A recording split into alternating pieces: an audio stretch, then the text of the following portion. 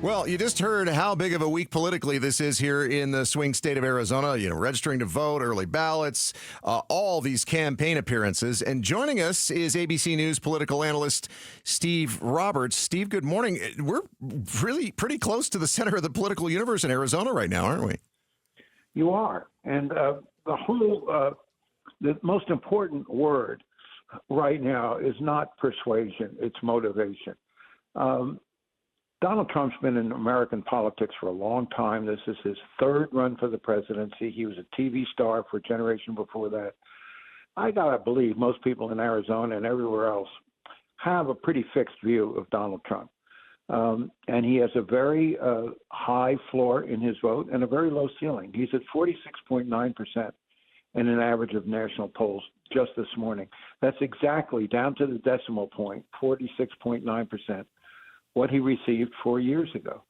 So the question now is, can Kamala Harris energize and excite not her core base of support, but fringe voters who maybe don't vote very often, don't pay much attention to politics? Look, folks who listen to KTAR, they're already tuned into politics. They're easy to reach. It's the folks who are working 3 jobs and got 3 kids and just have a lot of other things in their minds. How do you reach them, and how do you mobilize them to vote? And that's really the game now. It's about getting your folks to the polls. So, Steve, a ton of money has already been spent by both sides. Certainly more as of late has been spent by the Harris campaign and its allies. Is that persuading many voters to jump from the Trump train to the Harris Express? No, that's not the goal either. You wear a red hat, nobody's going to throw away their red hat and say, I've seen the light, I'm voting for Kamala Harris. That's really not what all that money being spent in Arizona and the other swing states are about. It's about getting people who either have voted for you in the past, generally in line with you on the issues, but are not committed or excited. You have to understand the nature of American politics. In the last election, 2/3 of Americans voted. That was the highest percentage in over 100 years. But that meant 1 out of 3 voters in Arizona and everywhere else did not vote. So there's an enormous premium on getting your people to vote. And Harris has excited the Democratic base a lot more than Joe Biden did. But she's still running behind Biden with a couple of key voting groups. One are black men, and some of them just responding to sort of the strongman mentality and image of Donald Trump, and Latinos, which is an extremely important voting group, as everybody listening to us knows, in a couple of swing states, including Arizona and Nevada.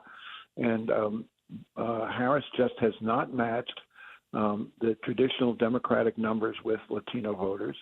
And that's one of the reasons why she's running a point or 2 behind where Biden was 4 years ago. And so all of the money that's being spent on those ads that people are being inundated with in Arizona right now, this is not about trying to change the minds of Trump supporters. This is about trying to make sure that every voter who's inclined to vote Democratic actually does. Motivation, not persuasion. We're talking with ABC News political analyst Steve Roberts. Steve, is the fact that Kamala Harris is paying more attention to Arizona a sign that the Trump campaign is feeling confident about winning our state? I mean, we are getting Donald Trump Jr. this week. We are getting J.D. Vance this week, but Kamala Harris herself is coming to Arizona this week.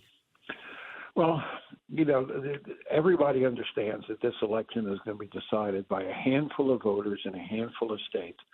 And that's been true for the last 2 cycles. People forget that in 2016, if 80,000 voters had switched sides in 3 different states, Hillary Clinton would have won. 4 years later, if 44,000 votes in 3 states had switched sides, Trump would have won.